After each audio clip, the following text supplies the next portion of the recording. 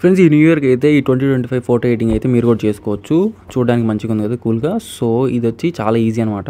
So first ఎలా చేసుకోవాలో చూపిస్తాను. సో దీనికి బ్యాక్గ్రౌండ్ అయితే కావాలి, PNG కావాలి. ఫస్ట్ దానికోసం అయితే నా వెబ్సైట్లోకి వెళ్ళండి. ఈ వెబ్సైట్ లింక్ అయితే ఈ వీడియో డిస్క్రిప్షన్లో ఉంది. దాన్ని క్లిక్ చేసి డైరెక్ట్గా అయితే ఏడుకు వచ్చేస్తారు. తర్వాత కిందకి స్క్రోల్ చేసుకుంటే వెళ్తే ఇక్కడ బ్యాక్గ్రౌండ్ ఉంది కదా, దీన్ని ఇలా లాంగ్ ట్యాప్ చేసి పెట్టుకోండి. ఇక్కడ డౌన్లోడ్ ఇమేజ్ వస్తుంది, డౌన్లోడ్ చేసుకోండి. దీని తర్వాత కింద ఇంకో PNG ఉంది, దీన్ని కూడా లాంగ్ ట్యాప్ చేయండి, డౌన్లోడ్ చేసుకోండి. దీని తర్వాత పిక్సెల్ ట్యాప్ అయితే ఓపెన్ చేసుకోండి. సో పిక్సెల్ ట్యాబ్ ఓపెన్ చేసిన తర్వాత కింద ప్లస్ ఐకాన్ ఉంది, దాని మీద క్లిక్ చేయండి. తర్వాత ఎడిట్ ఫోటో మీద క్లిక్ చేసి బ్యాక్గ్రౌండ్ సెలెక్ట్ చేసుకోండి. సో ఇది మన బ్యాక్గ్రౌండ్ కదా. ఇక్కడ టూల్స్ ఆప్షన్ ఉంది, దాని మీద క్లిక్ చేయండి.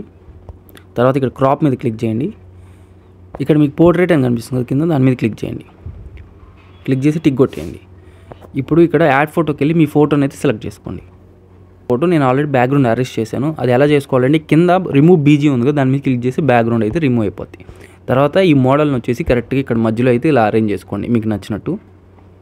ఓకే, ఇలా అరేంజ్ చేశాను కదా. తర్వాత ఇక్కడ యాడ్ ఫోటోకి వెళ్ళి 2025 PNG సెలెక్ట్ చేసుకోండి.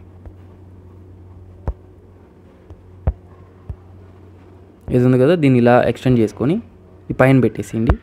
మోడల్ని సైజ్ తగ్గించుకోవాలంటే సైజ్ కూడా తగ్గించుకోవచ్చు. దీన్ని కొంచెం ఇక్కడ సెంటర్లో పెట్టండి. ఒపేసిటీ ఒక 10 తగ్గియండి.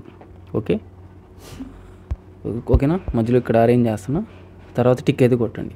సో మన ఫోటో అయితే రెడీ అయిపోయింది. కాకపోతే దీన్ని కొంచెం వెనక స్నో ఉంది కాబట్టి స్నో ఎఫెక్ట్ ఇవ్వాలి. ఇక్కడ టూల్స్కి వెళ్ళి అడ్జస్ట్కి వెళ్ళండి.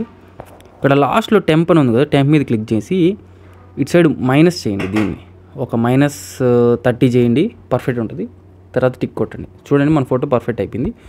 సో ఈ PNG బ్యాక్గ్రౌండ్ అయితే నా వెబ్సైట్లో డౌన్లోడ్ చేసుకోండి. అది వచ్చేసి వీడియో డిస్క్రిప్షన్. తర్వాత ఫోటోని పైన సేవ్ చేసేసుకోవచ్చు గ్యాలరీలోకి.